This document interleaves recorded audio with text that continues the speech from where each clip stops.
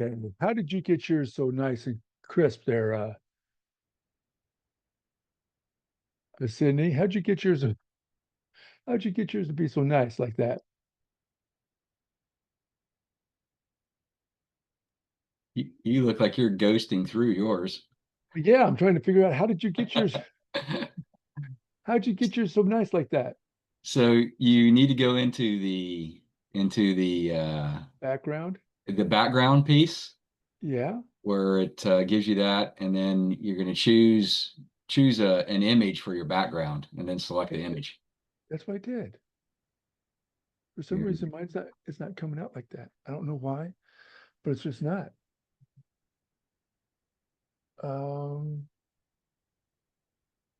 Let me see here. Adjust background and effects. Let's see what that says here. It says a solid color video background is required. Green color is preferred.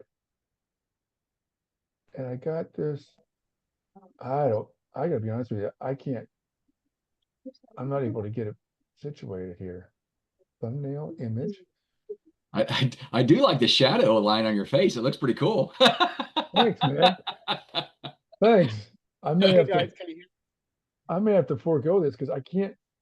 Y'all are gonna be seated according to your team So I'm assignment. not exactly for sure how to do the. It's not coming up there, Sydney. I don't know. I mean, I did that exactly what you were talking about. Let me see if I can. Let me see if I can do that again. Let me see if I can. That even better. Um, let me see if I can do this better here. Virtual backgrounds, image. Yeah, no, pretty much. Okay.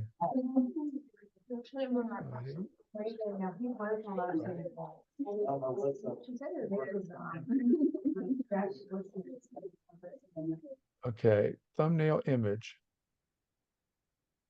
Yeah, it's not doing it. I don't know. I don't know what's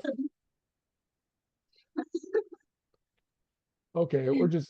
I hope she doesn't get mad at me, but it's not allowing me to do it.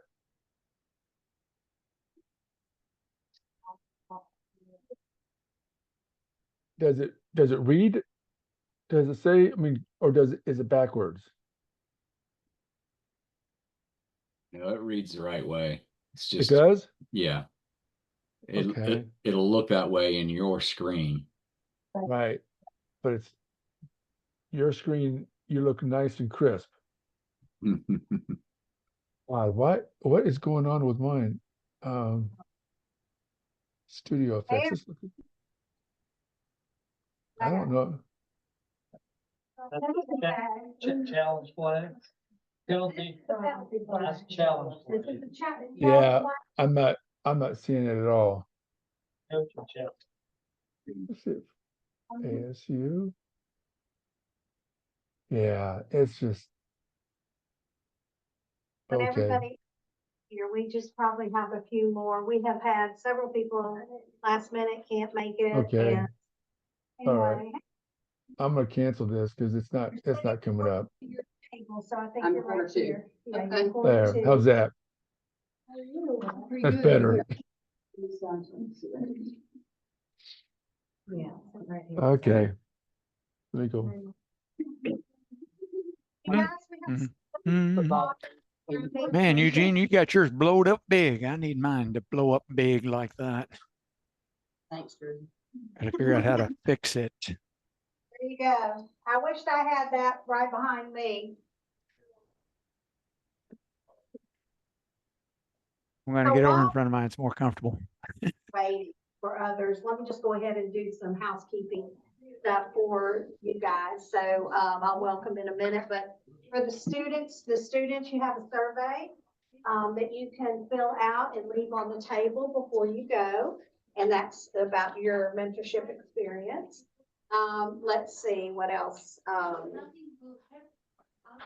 There's another thing I was going to mention. Who would like to keep the clock? Who doesn't have a talking part? I think everybody can do that. Okay. Would you like to be the time clock? The time, keep the time for everybody. Sure, I'll keep the time. Okay, so you'll need the agenda, right? Because the agenda will tell us how much time that we have. Okay. So, y'all, as you speak, watch Dr. Carey. Dr. Carey, raise your hand. Okay, this includes the coaches. Because Dr. Carey will have the yellow flag. All right, yellow flag, which will mean Hush. you mean wrapping up, like, you gotta wrap up. 30 seconds left. Now, if you go beyond that, then you'll see Dr. Carey wave the red flag, Oh, no, bye. which means stop immediately. All right, so we have penalty flags. Come on in.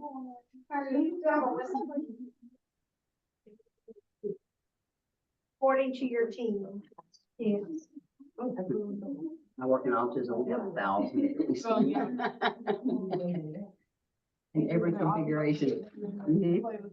Yeah, I had fidget spinners this year. Okay, I'm gonna call roll real quick before we say officially start. Haley? She's gonna be late. She's gonna be late, okay. Kendall, you're here. Lindsay's not here yet. Lillian? I'm here. Aiden? Let's see, yes. Amber? Here. Aiden, not here. Brady? Here. Helen? Kendall, not here. Okay, Brandon? we're going to this meeting. Addison is here. Okay, Kennedy just flew back in from international. Helen is not able to join us, is that correct? Okay. All right, Gracie's here, Kimberly, Carrie, Kelly, Barbara, Kristen, Stanley, and Ryan's not here. Okay. All right. Welcome, welcome. Okay, are we recording? Can you tell, are we recording yet? Okay, all right. Well, welcome everyone. My name is Margaret Tropel and I am your sideline host for this day. Welcome everyone. I'm really, really excited about each and every one. Thank you for forwarding your colors and your team. For those that have, for some are professionally dressed, so that's great. But I want to welcome everyone. I want to especially thank the West Monroe West Washita Chamber, who is hosting our entire mentorship program. And so without further ado, I want to welcome our Executive Director, Christopher Kelly. So I'm just here really just to thank you for participating. Thank you for being in it. But we have Dr. Bob, Eugene, Chris, Andrew on the call. And I am blown away with what they always provide and what they share with us. I think, Margaret, you've shared the video recaps of those sessions.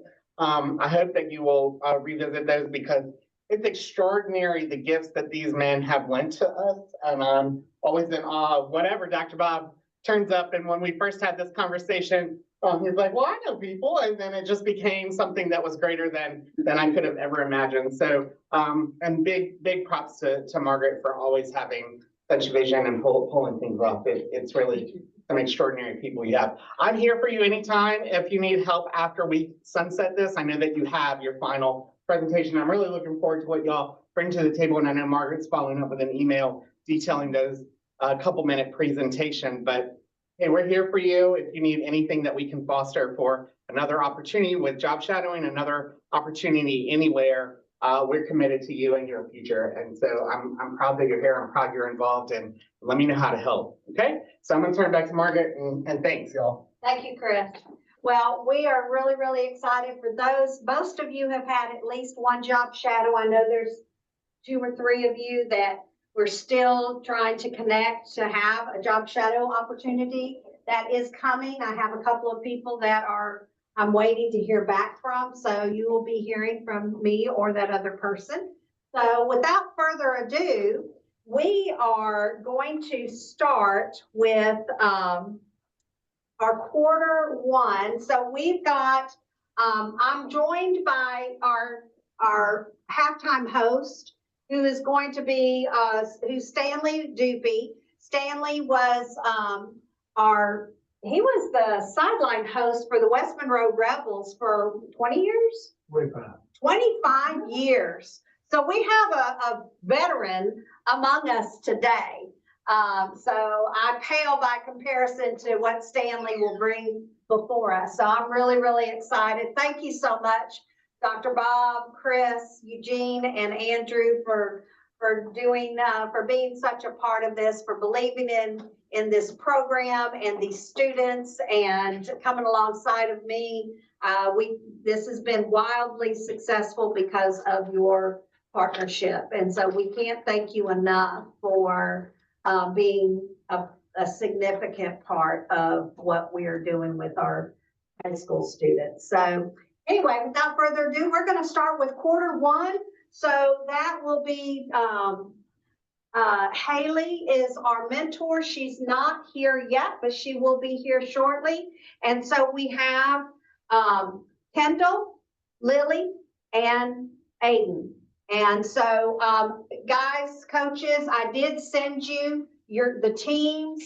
I don't know if you got that email. I sent it just a bit ago. So if you have that, you might want to look at who's participating from each team. All right, so who's going to do the opening? All right, Kendall. Kendall will have how many minutes? 2 minutes, okay. Shot clock. Am I doing it? No, come over here.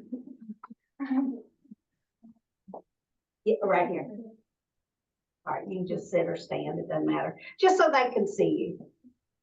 Can y'all see Kendall? I think your back is Should I turn this way? There we go. Yeah. There you go. Okay. Oh. Hang on. No, I gotta sit where you can see me. Yeah, there you go.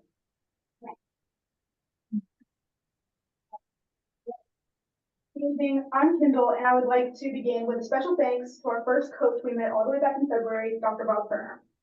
The points he made truly resonated with many of us and stuck with us throughout our journey in this program. We kicked off this season with a powerful coaching session, The Art of Who You Are. The whole objective for this session was to explore the meaning of who you are as a person and what it means to have strong core values and character. You saw firsthand from Dr. Turner just how important of a role integrity plays in building strong and trustworthy relationships. This coaching session also perfectly captured the idea of perspective versus perception and a long-valued motto, treat others how you wish to be treated. By showing good character, taking accountability, and doing something you truly love, you can earn back the respect you give. Today, my fellow broadcasters, Lillian and Aiden, will take you through just a few highlights from the first session. And to close, I will leave you today with a quote from Dr. Turner. Success is having the people who you know best respect you in life. Now I'm handing it off to Aiden for our first question. Thank you.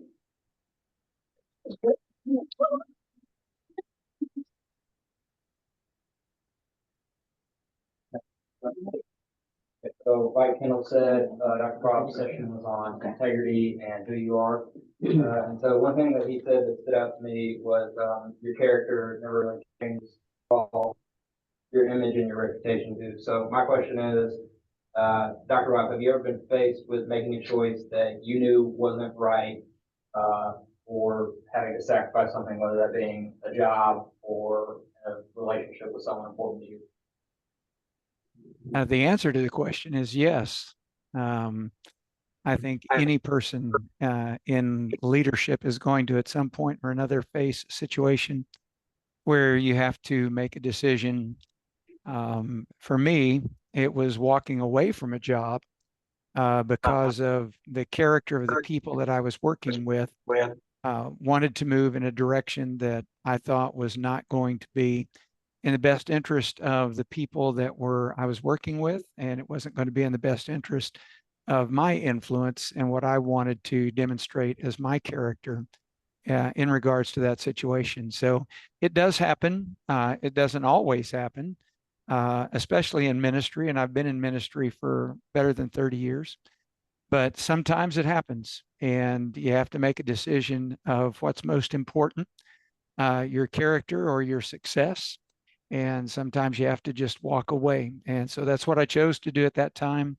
There are some things I wished I would have handled a little differently, but I chose to just walk away and to let them continue to go down the path they were headed.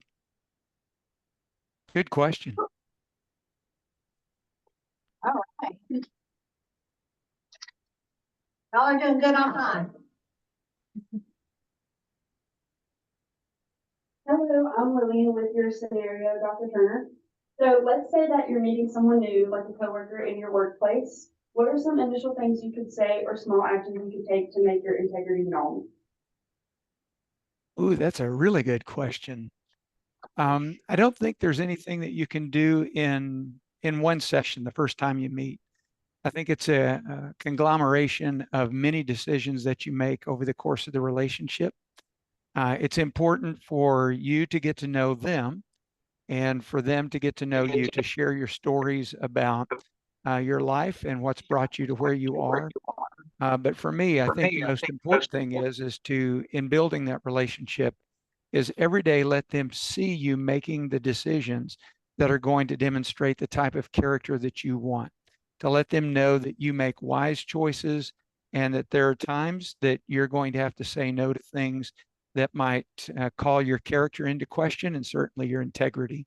And so you have to let them know that there are certain things you will do and certain things you won't do, which is why the core values that we talked about were so important. Because when you have those core values in place, the way that you live your life and every decision you make, everything that you say will be based upon those core values. And they will see that as you continue to interact with them and as you have conversations with them on a daily basis. But it will be seen, but it takes time. It doesn't happen in just one conversation, but they will see it.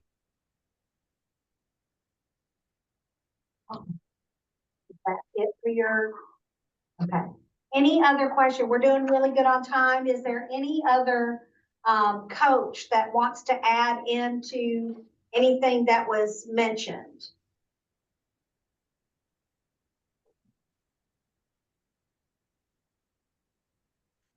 So we'll hand off right now to another coach.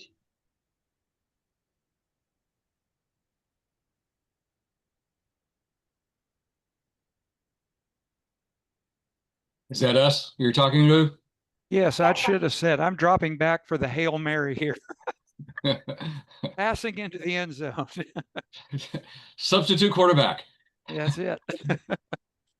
I will reiterate Bob's message about, stepping away sometimes. It's a challenge. 26 years ago, I stepped away from a firm that I was working for. I didn't like the direction they were going either, and ultimately questioned their direction. And when I questioned their direction, they told me that they didn't believe that I wanted to go into leadership and do those things. And so that's why they offered it to somebody else. And I go, no, that's not true. But that's fine. You've made your decision. And so I need to make mine as well. And so here's my notice. I think that it was kind of a rash decision because I did not have another job. My wife was home with 4 kids raising them. And so it was difficult. But when it came back to the principles, I stepped away. He offered me significantly more money to stay, and it really wasn't about the money. It was about the principles. So sticking to those values, I think, are very important. So I'd reiterate Bob's message there. I think I would probably do the same thing. Can you all hear me? Yes. Yeah, I would probably do the same thing, except I was a little bit more aggressive, and I would not recommend, and this is a mistake, and I would recommend it nobody make, is sometimes when you know that something's wrong, morally and ethically wrong, you try to fix it yourself or you try to address it. And sometimes you say things, the bosses or the people that's in charge, you're trying to correct them, and you do it alone. I would not recommend doing that. I would recommend having other people that have the same values or same issues to come together and come as a group to make that change to a boss. Let me give you an example. I did that. There was uh, a colonel and I was a young lieutenant, and I stood up and tried to do something that was that I thought was morally wrong, and I thought that he made a wrong decision. And I stood up, and I was the only one that actually had the guts enough to do that. Everybody else felt that, but I'm the one that actually stood up, and I'm the one that actually did it for everybody. And that is not something, I mean, I learned the hard way that that is something that you if you're not willing to fall on your sword for, that it's something that you definitely need to have somebody there to support you, if that makes any sense. So, because you can end up having issues as far as in your job, not just in that one, but in later on down the road. Because what happens to you in one job follows you, whether you realize it or not. It follows you. So the decisions you make in one will follow you in the decisions and the outcomes that you make in another person or another place. I think that's why it's important for what Bob was saying. It's really, really important. I just wanted to add the other side is when you don't, there's a cost to be paid either way. True. I was thinking of a word that was kind of went with the whole of what we've been talking about. And I think the word, I was actually writing an article today that dealt with this, and it's just the word consistency. Nobody's going to be perfect. There are times we're going to make bad decisions. There are times we're going to make mistakes.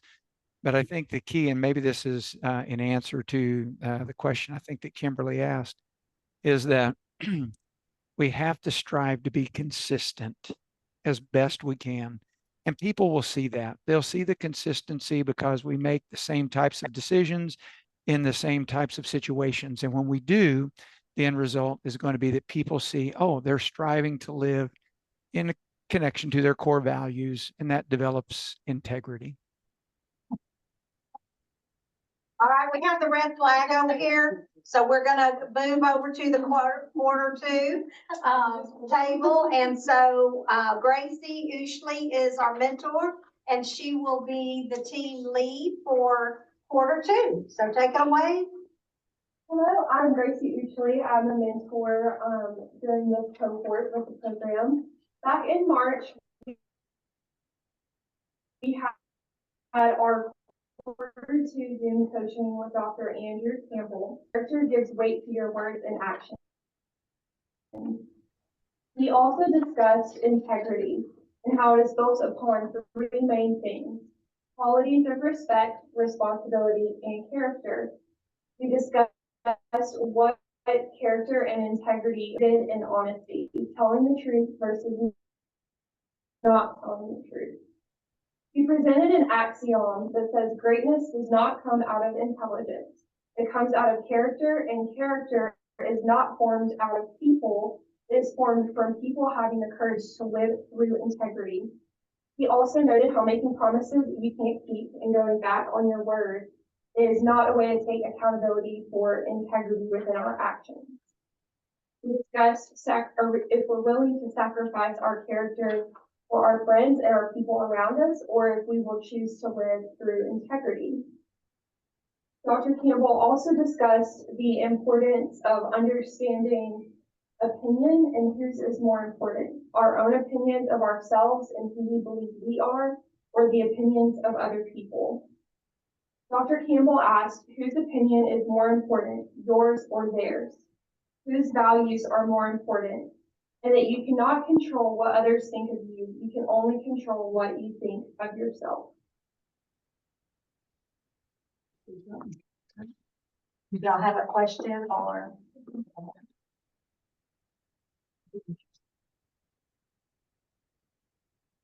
And my question for Dr. Campbell is, how would you describe your core values now versus when you were younger? Can you say that one more time louder? Okay.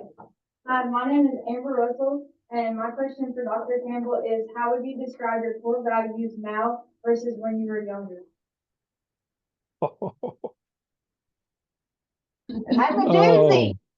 that is a great question. You know, I always play stump the doctor. I said, I told Margaret, I said, now is going to be the time to say stump the quarterback, and that was a good stump. Um, you know, sometimes we are so busy making a living that we forget about making a life. One of the things that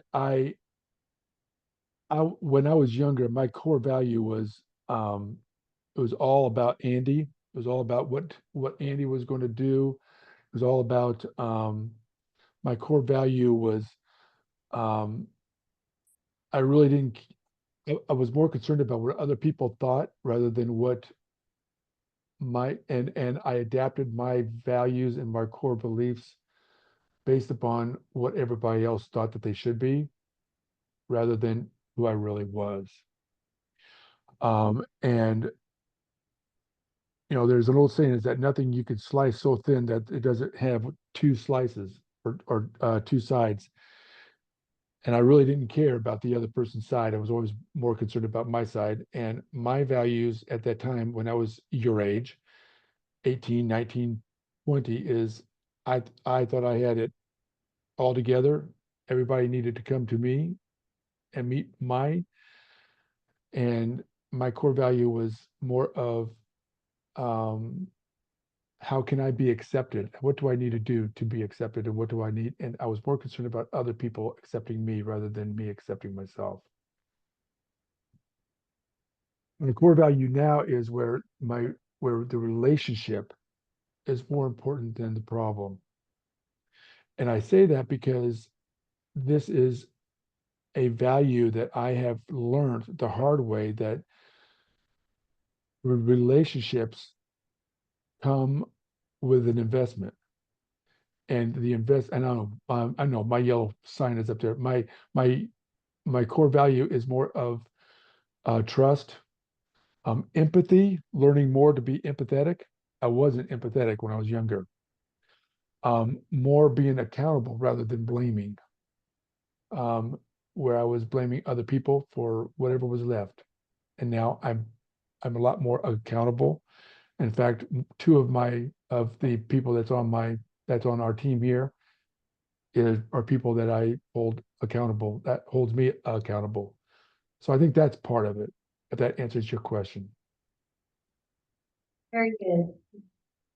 All right, Kimberly?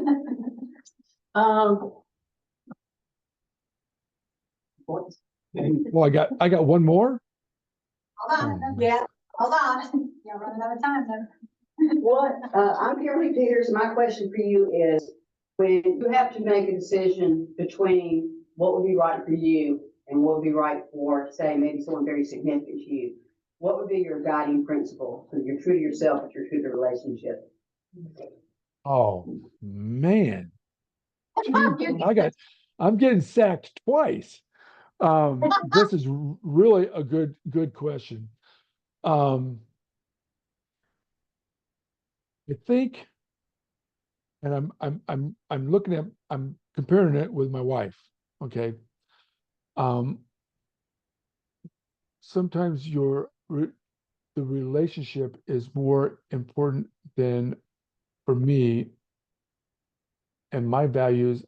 What I do is I express my values and I'll tell her, you know, this is how I feel. This is my belief. This is my value. And I try to understand her value from her perspective. Because sometimes, now let me make sure I understand your question too. Which one's most important, my value or her value? Is that what you're asking? And I would make a decision based upon that? I just know that our kids here are really in that time where friends are very important to them.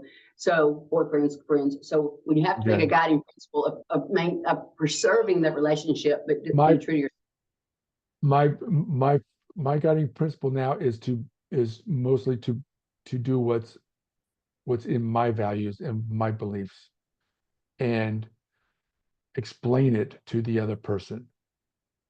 That's what I do that now. In fact, I've done that. In fact, I did that last night with my wife even, is we got into a little bit of a discussion and it was more of my relationship is one where I try to do everything to protect the heart of that person, my wife's heart. But on the other hand, is her values and my values often do not mix and they do clash. But I make decisions based upon my values and I listen to her to understand her values. But I don't run over her values, if that makes any sense. Does that does that answer your question? Yes, it does, sir. Thank you. All right. I think we are good with time here. So we're gonna move to quarter three. Wait, we got our halftime host, Stanley Doopy. So he's gonna do a quick review, quick recap of some highlights. Is he on the timer? He's got 2 minutes. These are the kind of stats you love. It's all in favor of West Monroe, West Washita Chamber right here. First of all, what a great outing by Dr. Bob quarterbacking. I mean, he quarterbacked on offense, just the yardage on values, character, trustworthiness, integrity. He had a weapon of platoons, of everyone. We had outstanding running by wise choices. We had receiving by core values, and how about that offensive line, by that consistency, blocking by the offensive line and being consistency in how you are. And you could not ask for a better start in the first half by West Monroe, West Washita right here. And then let's talk about the defensive side of the ball. Dr. Andrew led the defense. I mean, how about the tackles by emotional intelligence, resolving conflict? Resolving conflict had 6 tackles in the first half alone. That's pretty outstanding. And then we had a scoop and score by core values. He brought core values back from the offensive side with a scoop and score. And wow, what a way to make a living and making a life. I tell you, so I just can't, if you're not at the game tonight, 28-0, West Monroe, West Washita is leading the way. Couldn't ask for a better half.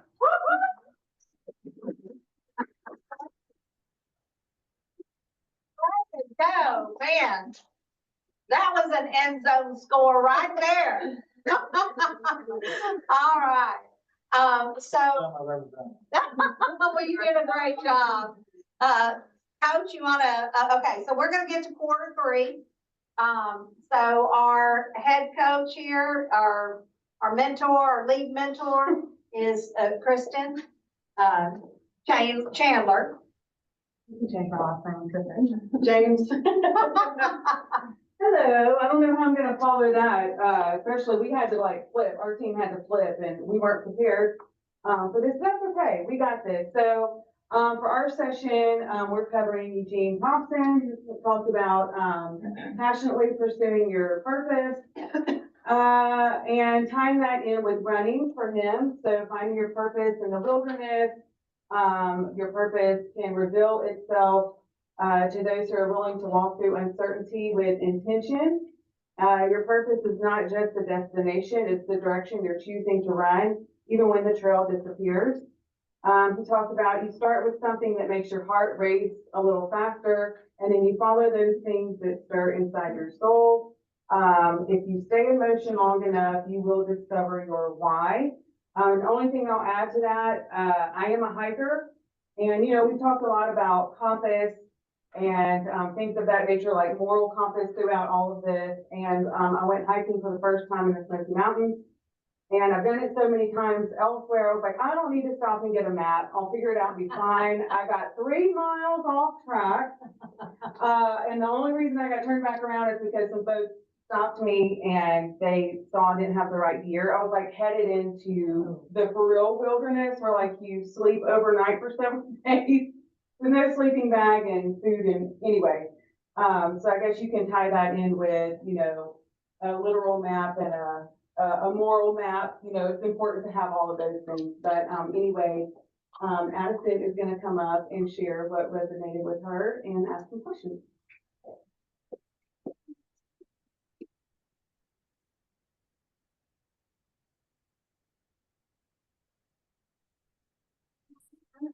Fuller, and in your session, you talked a lot about aligning passion with purpose, and going into college, I've been figuring out what my purpose is.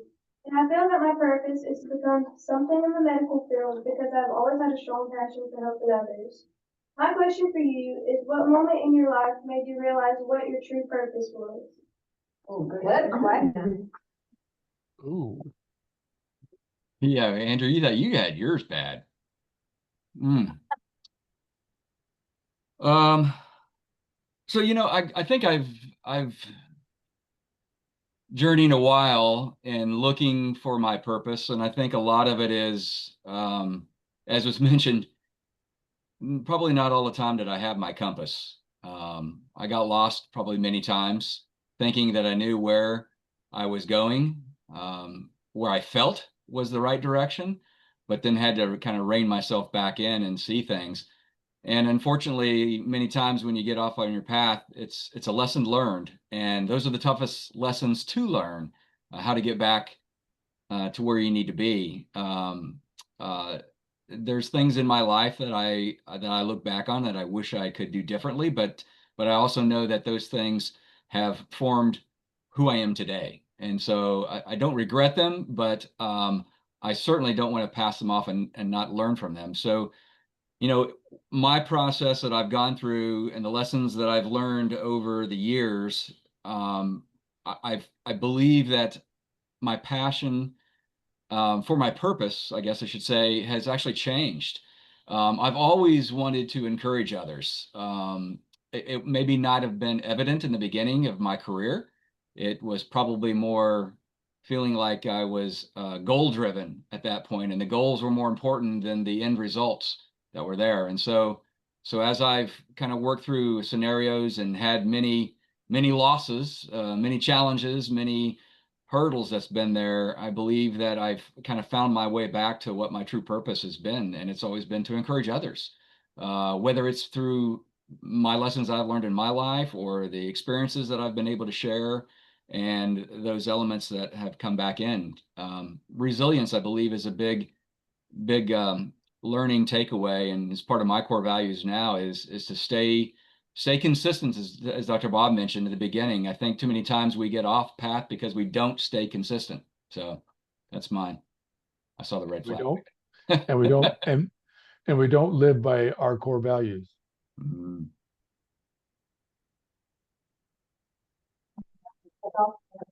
Hi. Wait, how y'all on time? Started at 4:27. Is that right? Yeah. Okay. We got about 3 minutes left. Okay, we have 3 minutes left. Chris, you have the mic. What would you like to add to that? I will say this, and I think that you've heard, hi everybody, it's good to see everybody. I think that you've heard a consistency, speaking of that, Eugene, from the three folks these esteemed folks I'm lucky to know up here on the panel, coaches, that they've overcome key learnings in their lives, and they're sharing them with you, and they're very open about it. Dr. Campbell, Bob, Eugene just did it. It's that we've all, and now my turn, we've all made the mistakes. And that's why I applaud Margaret for doing this and organizing this, and all you wonderful mentees and mentors. What I wrote down as Eugene was talking is, I didn't have a program like this. This is amazing. And my son's about to go to college, so he's in your exact realm. So, and Dr. Campbell's actually giving me personal advice about, be careful about the advice you give. Dr. Campbell, I listen to you. The advice you give to your children, right? You want to make sure it's timed properly and worded properly. The point I'm trying to make is this: if I were to give advice, coming on the heels of what all of I'm saying here in a very long-winded way, is we've made the mistakes. We're sharing the learnings we got from those mistakes and assigning skills and virtues and values to help you not make those same mistakes. And here's a news flash, and this is respectfully, you're going to make mistakes anyway. That's the human condition. We all make mistakes. We're all imperfect. But if you could get a little bit of an edge, I played a lot of baseball, and anytime I can get an edge to overcome the deficiencies that I had as a player. Sorry, Margaret, I know this is football oriented, but I was a baseball guy. Anytime I can get an edge to field the ball more smoothly or throw across the diamond with a little less time to get the runner, I took it. So this is life. This is way more important than baseball. So we are giving you, as your coaches, an edge. And if it minimizes some mistakes, it's wonderful. But allowing yourself the grace to make the mistakes, have your learnings, because you're going to be in our chairs giving back to folks before you know it. That's what I would say. Awesome. Very good. All right, we are going to go to your session now, quarter four. And Brady Fuller is up. He's one of our students.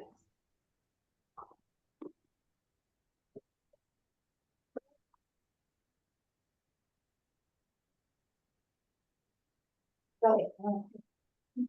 Hi, I'm Brady Fuller.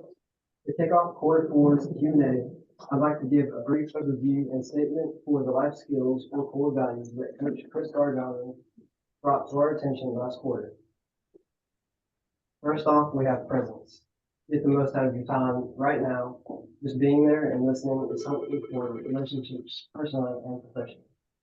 Now on to awareness. Self-awareness is another core value mentioned in session 4. If we know our own story, we can keep the line moving in the face of repetitive rejections and share our experiences with others. Next is conflict resolution. Coach Gargano mentioned, do you want to be right or do you want to be happy? He also quoted Coach Andrew Campbell, the relationship is more important than the problem. You can overcome difficult conversations by listening and making room for others to speak on their thoughts, allow for compromise. Following is passion with purpose, putting interest towards personal use, also mentioned by Coach Eugene Thompson. Another inherent value is kindness. Interest through words and body language can show openness or vulnerability. Over to curiosity. Through asking questions and listening is a way to connect from both sides, thus building trust. Lastly, there's refusing to be a just person.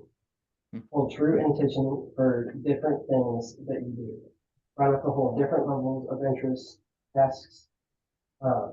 interests for tasks in a professional setting.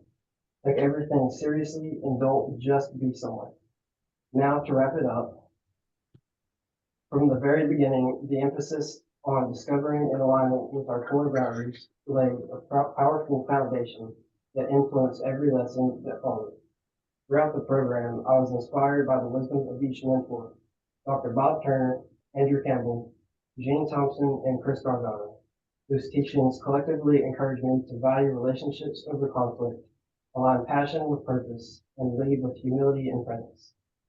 The discussions broadened my thinking and reminded me of the importance of staying open-minded and intentional in my personal and professional life. Now I'm going to pass this over to my colleague. Woohoo!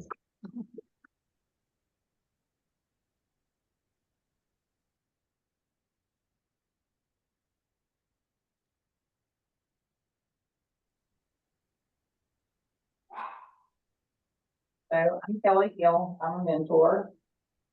Chris, you talked about you emphasize the value of curiosity and asking good questions. And you also talked about the practical insight on becoming a self-aware leader. So I have a scenario for you. Imagine you're leading a team that's underperforming. Instead of reacting with frustration, you choose to lean into curiosity. You begin asking open-ended questions to understand each team member's perspective. How might this approach shift the dynamic, and what role does self-awareness play in how you lead through that situation? Thank you. Great question. So forgive me if we talked about this throughout the course of my visits with you, but I'll go to this point. Leading is a series of micro moments. It's when you see someone in the kitchen preparing their lunch. It's when you say hello to them when you first walk in after a rainy day, right? Oh, my coat is all wet or whatever. Hey, how's it going? Everyone is looking at the leader and paying attention to their behaviors. Who do they talk to? Who do they sit with at lunch? Who do they, joke with? Who do they smile with more often? All of that contributes to what you just asked, which is when you have an underperforming team, how do you get them to perform? It's paying attention to those moments. And when you sit down, it's not just one defend, hey, team, I'm the leader. You're underperforming. We need to do better. No, no, no, no. In the movies, maybe it's like that, or in cartoons, for goodness sakes. But in reality, it's a series of interactions. And you, as the leader, being self-aware of those interactions and not taking any of them for granted.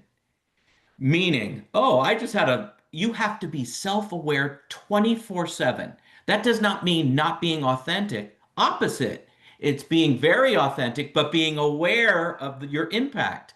So if you're laughing with Joey, right, and Joey is enjoying the heck out of your laughter, well, Sammy over here is paying attention to that. So remember, okay, I have to go engage with Sammy or whomever was in the earshot. The point I'm making, I'll bring it together because I saw the little flag. I'll bring it all together. When you've created trust and you've had positive micro moments with folks, both, serious subjects, casual subjects, the things I just talked about, little, anecdotal fun or whatever. Once that is established, trust occurs. And when you have trust and you've had those serious conversations and everything in between, then you can walk into a meeting, use your voice and language and say, hey, everybody, you know how much I respect you. The reality is we are collectively underperforming. I take responsibility for that. But together, we are going to have to figure this out. Let's do it with energy, enthusiasm, because we know we're all there for one another. And if you do that and you're mindful of all of that stuff I said, they will look at you and say, let's go. I've lived it, I've experienced it, and it works. It took me many years to figure that out. So again, it goes back to my point that I made previously right after Eugene was speaking, which is now I get to share it with you. But if you just walk into rooms and read agendas as a leader and say, here's what we're doing, this is it, and you're very transactional, you will get transactional results. If you're lucky, you will get people just doing the bare minimum to get by. Thank you. That's excellent. Thank you. Do you have anything, Kendall? Yes. Very good. Oh, we have a raging cage in here. I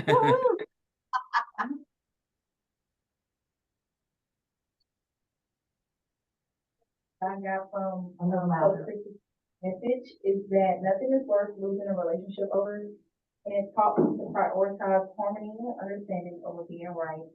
So my question is, how do you personally manage stressful situations using your core values as a guide? Oh, can you repeat that one more time just because I can't hear? That's my fault, not yours. I'm as I said, an older gentleman, so I How do you personally manage stressful situations using your core values as a guide? As a guide. Oh, how do I use my core values as a guide, as a leader? Is that good, Margaret? In stressful situations. Got it. Thank you. Again, my fault, not the presenter's fault. Okay. Okay. I love this question. I love this question, right? Eugene, Bob, and Dr. Campbell. Okay. I'm going to tell you a little story, and then I'm going to relate it to, and this is when I was 22 years old, right out of college, I was in a very competitive field. And I started to notice that a lot of egos were in this competitive field. And I started to notice that their values at times did not match mine. So at 22 years old, right out of college, I made a vow to myself. I am not going to be like that. I don't care what it costs me. I don't care if I don't get further along than I was going to say competitors. That's not it. Colleagues. I don't care. I am going to commit to those values no matter what. So it goes back to Eugene's story and Bob's story. It cost me a job one time when I stood up to those values in a crisis situation, right? I said, okay, and Dr. Campbell actually used the exact words I used when my bosses asked me to do something 6 or 7 years later. I looked at them and I said, I morally and ethically do not believe in this request that you're asking me. And I am not, I respect you, I respect where I'm working, but I'm not going to do what you're asking me to do. I apologize. I know it puts you in a tough spot, but I'm not going to do it. And let me do the math here for you. That was February. 4 months later, they did not renew my contract and I was out of the job.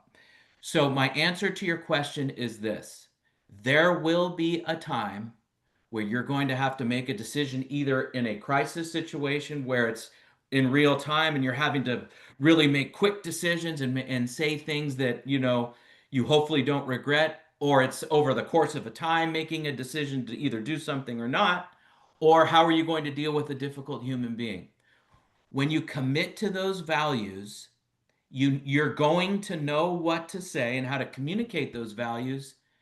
And sometimes the results are going to be very challenging. But if you're secure and understand your values, you'll be able to work through whatever those consequences are. Bob Turner lost a job, Eugene lost a job, and so do I. So did I, excuse me.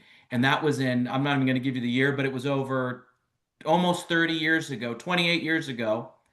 And I don't regret it at all. I would make the same decision again. And I'll add one last thing. When people go against their values and make big decisions or even small decisions in conflict, is when it's those little moments or big moments add up and you get to be our age, and then all of a sudden you look back, oh, I don't feel right about how I've navigated my career. Look at Andrew Campbell. Repeatedly says what I just said all the time. His TEDx talk, he'll tell you right now, when you go against your core values, you get into trouble. Let me say just one thing about that. It's important to listen to that little bitty voice inside that is your core value. That's telling you this goes against you when you have that really sharp uneasiness, tightness in the stomach, whatever. Listen to the small voice. A lot of times it's in your stomach, it's your gut. And that is your guiding principle. Listen to that. Because when you don't listen to that, I promise you, you will fail and it will come at a high cost. And a lot of times that small voice takes courage to act upon. And there's an old saying is that reality is a hard lesson. All right, we are going to, I'm going to ask, is there anybody, mentor or student, that would like to ask any question or make a comment about maybe some other session that you weren't representing today, but you want to speak into? And then we'll turn it over to the coaches.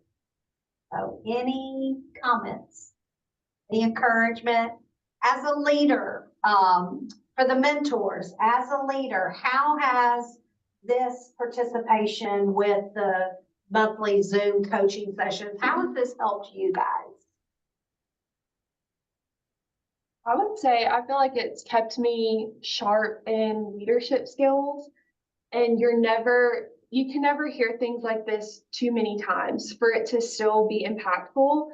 And I've done lots of leadership courses and have been in leadership positions where I've heard things similar to this, yet every time I've listened to these guys talk and give these pieces of wisdom, I'm like, wow, like I needed to hear that again.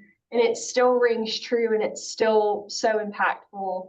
So as a mentor who's been through this specific program a few times, it's still very impactful and very encouraging to me as a leader to still, get all of this very valuable information. So. Yeah, and this is Gracie's third cohort to be a mentor for us. So, she's our veteran mentor. And so, anyway, for her to say that that's gold. So thank you for sharing. I'd like to add to that. One of the things that I've learned over the years is that no matter where I'm at in, business, life, running, whatever it is, that a coach is always an important guide wherever you are to go to the next step. If you're really wanting to achieve and you go to the next step, and 26 years of having my own business that I feel like is pretty successful, I oftentimes go back and am involved in some young entrepreneurial groups where they talk about the foundations, the foundation principles. Like, you know what? I've been getting away from some of those basic principles. I need to go back to those basics. So they're always good to listen to. So I applaud your comments. Those are really good. Thank you for sharing.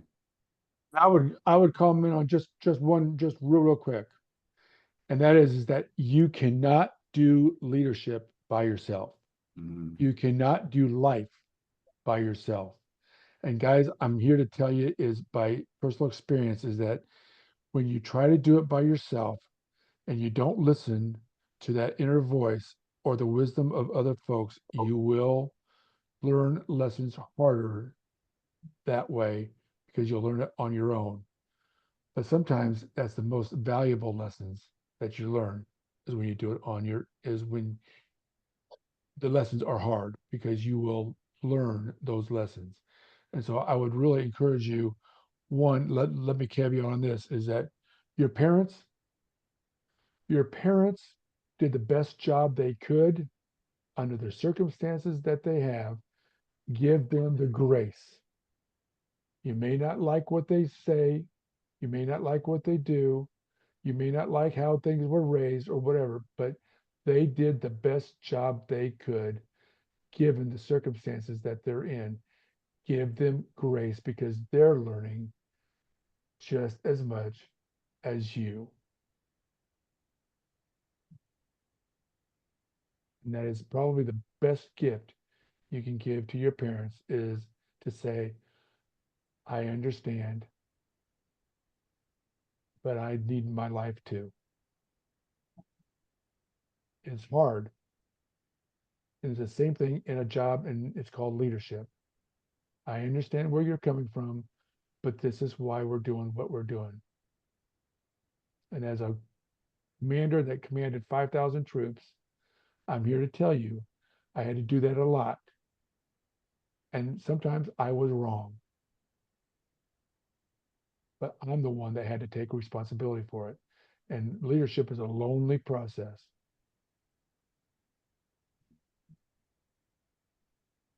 The higher you go in leadership, the more difficult, the more lonely it can get.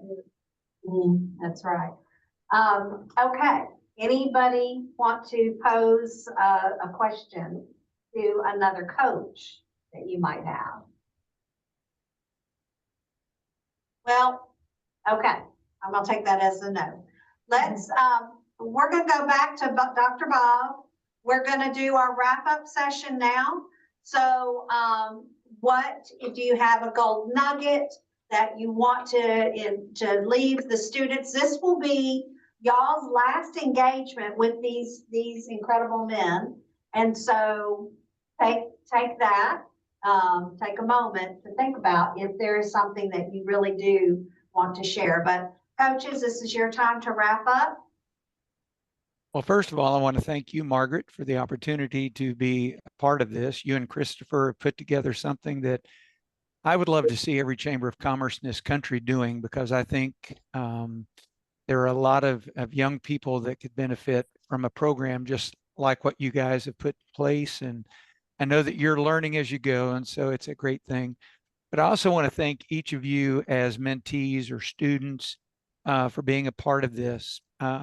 I know that it was said earlier, I didn't have anything like this when I was in high school, and I would have valued something like that greatly and benefited from it. So thank you for your interest in learning and desiring to improve who you are as a leader, not only in your context at school, but what you'll do in the future. And for the mentors, thank you for taking the time to work with them, because I know it costs you time away from family, your jobs. So thank you for doing that. But if I were going to give you one nugget, it was something that was said to me years ago, and I've carried it throughout my life. And it's just 2 words: be teachable. If you ever get to the point where you feel like I don't have anything else to learn, then you're in trouble. Always be teachable, and I think it will benefit you in every area of your life as a husband or wife or a parent, or as an employee or as a leader. Always be open to learn, and I think it'll benefit you. But thank you for allowing me to be a part of the process. It's been great. Welcome. Thank you. All right, Andrew. Bob said it very eloquently. I have given a couple of my nuggets already.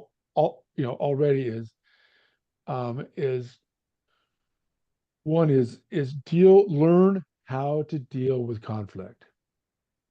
We don't teach that, and parents, we all make mistakes in conflict, but it will shape the way we the way we lead. Your character determines and shapes, or your leadership is a reflection of your character. And the way you handle conflict is a reflection of your character. And I will say just this one last thing is that we tend to don't worry about what other people think. Live according to your values and your character, and don't try to take somebody else's because that's what it sounds good. I'll just go through the hard work of identifying your own character. So when it comes time for those ethical dilemmas or those hard decisions, you know what your values and your beliefs and your guiding principles that will determine those decisions you make, because every decision you make is a reflection of your character. Okay. Eugene. Gosh, it's hard to follow after those 2 guys. So I'm going to add a little bit to what Chris mentioned when the comment was asking about the underperforming teams. I've actually had that even recently happen. One of the things that I would share with everyone is make sure that you understand those that you're working with have clear expectations of what you're asking them to do. Too many times I myself, I'm pointing this and saying to myself, didn't always direct accordingly and to share what I expected of those individuals. So they didn't know that they were going to fall short, or they didn't know what they needed to do. So having those clear expectations so you may know what they are, but make sure that they know what they are as well. And having a complete transparency, I think, helps them to get behind, as what Chris mentioned, let's go. They'll all get behind you when they all understand what the common mission is and that it's clearly defined. And I think that clear definition goes back into your own plans and your own goals and aspirations that you have. I have a friend, a really good friend by the name of Jack Daly, who has accomplished great success in business. He's done ridiculous number of races, physical, and does some things. He's conquered cancer multiple times, the things that he's done. And he shared one time in a talk about putting your plan into action. I think plans are fantastic, but too many times we don't put them into action. And so you know where you are right now in life. And then you may have this aspiration to say, I want to be here down the road. Well, what is here? Did you define it clearly for yourself? Do you have that clear expectation? And then what is your time to do that? I don't know, if you want to have a business and you want to sell 1 million hamburgers or whatever it is, then what is that? And when is that going to happen? And how is it going to be there? Have some sort of guideline that's there with benchmarks and expectations. With that, go back in and do a timeline saying, okay, in the first year, I'm going to sell this many. In the second year, I'm going to have this many, and I'm going to do that. that will help build out some things in its little steps. It's the same thing you would do for if you're running a race. If you're trying to finish in a certain time, what do you have to do each mile to make sure you meet that goal? Gene, Chris, wrap it up. Okay, so you know by trade, I'm a storyteller. So I'm going to tell you a story. I'm going to paint a picture for you so you can visualize this. Okay. I was born in San Francisco, California. There's a quote by Mark Twain about San Francisco, and it is this: "The coldest winter I ever spent was the summer I spent in San Francisco." You're thinking, that doesn't make sense. Where's Chris going with this? I worked for the San Francisco Giants for 8 years, and every morning I would drive in from the East Bay of California over the Bay Bridge and into San Francisco. San Francisco has weird weather. There are several microclimates, so the temperature changes all the time. I would see every morning certain business people wearing the same jacket, despite the fact that the temperature varied 20 degrees on a given day-to-day situation. My point is this. I used to say, there is no way, and I'm judging here, I don't know if people have like, they're cold-blooded or whatever. Those folks aside, everyday people. I used to say to myself, driving into the city, it's 78 degrees and that person has a down parka on, albeit 4 days ago it was 58 and they had the same down parka. Here's my point. They went by habit. They grabbed the same jacket every day, not paying attention to the weather. So what does this have to do with leadership? Leadership is constantly evolving. Your circumstances change. Your perspective needs to change. People are different on Monday than they're going to be on Friday. You need to be different every day, seeing the different variations, fluctuations of people's personalities, how they're responding to stress, how the company's doing. Everything changes. Autopilot is unacceptable in the world of leadership. And you can argue autopilot is unacceptable in the world of life if you want to excel, right? And this goes back to what the Brady, I believe, the young man who beautifully said all the things I've talked about, right? And that's an advantage to being present, is paying attention to the ever-changing world around you, which in San Francisco includes the weather. But that's my point. Don't be the person that grabs the same jacket every day despite the gigantic variation in the weather. I just wanted to share that so you could visualize and say, oh yeah, Chris was that crazy guy that talked about the weather. But that's it. I want you to always understand and pay attention to your people and how they change and evolve and how you need to do so as well as a leader. That's how I would leave it. And Margaret, Yes. that is a touchdown. Yeah. I'll tell you what, you guys, you all, I would say this for the sake of Chris, but that was a home run, Chris. And I love that leadership is always evolving. That is so true.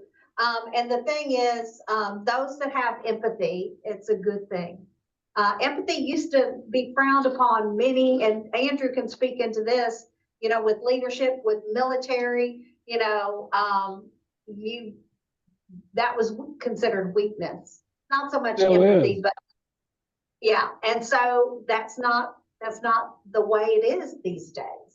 You need to have empathy as a leader. You need to not only read the room, but you need, in order to read the room, you need to emotionally connect. So emotional intelligence, one thing that each one of you probably at one point throughout this journey, this mentorship journey, each one of our coaches have mentioned emotional intelligence.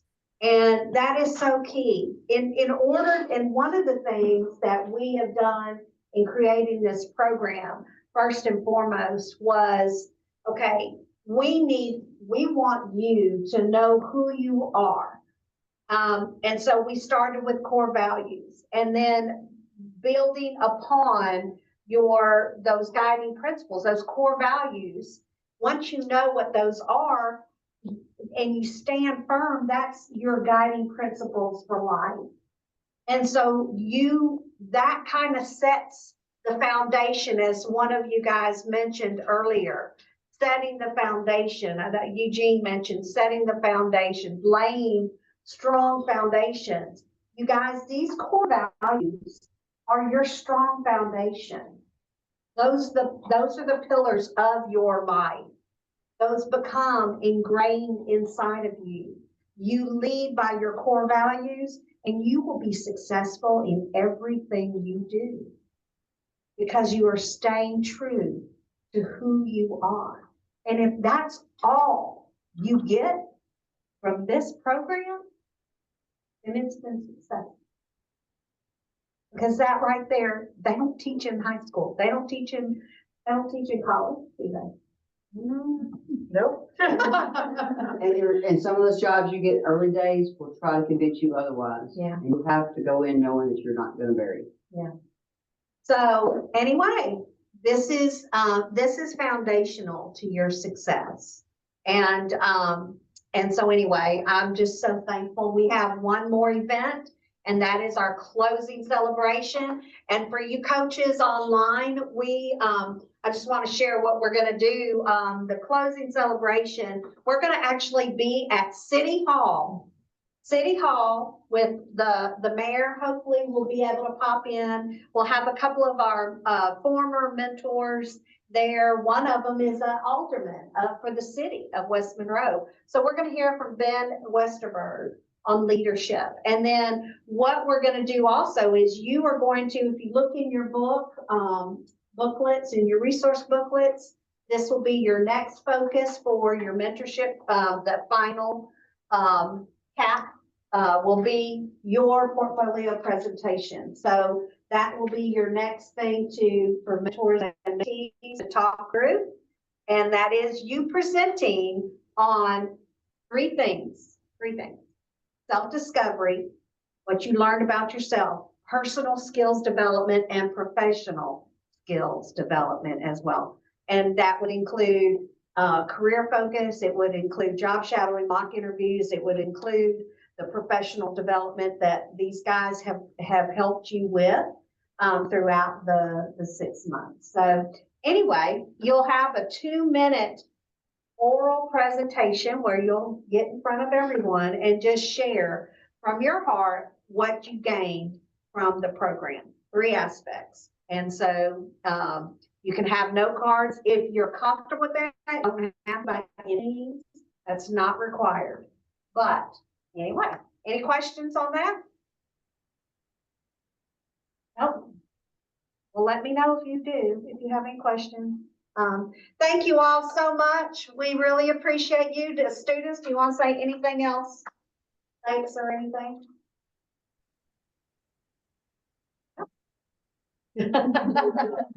Thanks. We love you guys. Thank you so much. Yeah. Take Bye care. now. Appreciate it. Thank you. Bye. Bye. All right, you guys. Thank you so much. Let me